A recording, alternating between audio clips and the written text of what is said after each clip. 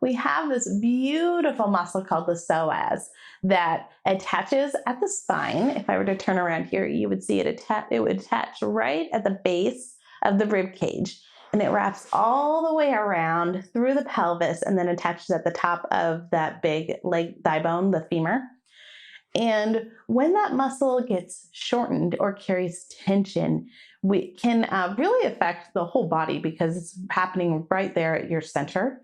And so, because of its positioning and how deep it goes, it's hard to stretch and access. Even if you go to like a massage therapist, they can only really kind of physically get to it right in the hips area, but it's really hard to access. But what we can do is we can do a release where we can position ourselves so that gravity can pull on that muscle and add a little bit of length to it and invite a little bit of relaxation. So today I wanted to show you the psoas release.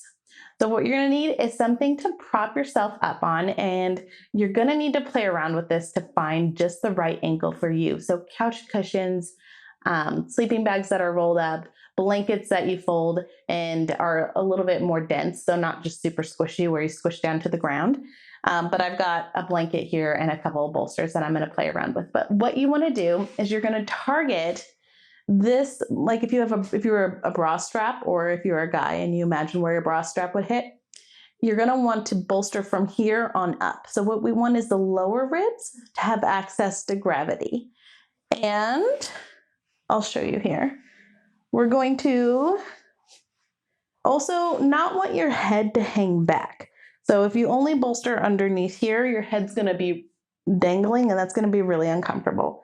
So make sure you have like an extra pillow or yoga block or whatever you have around that can help bolster the head up. So as you can see here, my upper back is bolstered. Right here, my lower ribs have access to gravity. Like there's that space here. And then the other thing we want to do is if the legs are bent, that puts the psoas in a shortened position, which is just a little bit counterproductive for what we're working on here. So we want the legs to be straight and we want the thighs to be heavy to the ground. And all you do is you hang out. So in a release, you're not going to feel anything. You're not going to feel a stretch. You're not going to feel any kind of sensation. All you're doing is hanging out and you're letting gravity do the work.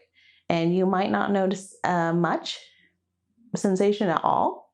Or you might even, with the psoas, I do always like to make this caveat, just kind of bringing awareness to the psoas is also called your fight or flight muscle, and it's connected to trauma and tension. And so it can carry fear and trauma and tension inside of it. And so when you go to do a release, it is normal for people to sometimes have an emotional experience where they'll feel emotions rise up and they won't even know, like they won't have thoughts that go with it. It'll just be more of a feeling. And so if that happens, just know you're normal and it's okay. So I do recommend that you practice this in a quiet environment where you feel safe. It's not anywhere where you feel like, if you have small children, when you lay down, they like want to go jump on you or climb all over you. Or if you have a dog or a cat or someone or some family member that's going to want to participate, I would encourage, if you can find a few quiet minutes to be by yourself and shut the door, quiet. You can have like maybe a blanket on top of you for a little bit of sensory support. And this is a really beneficial experience if you can incorporate it 3 times or so into your week, hanging out for about 5 to 10 minutes each time. It can make a big difference in the length of your psoas.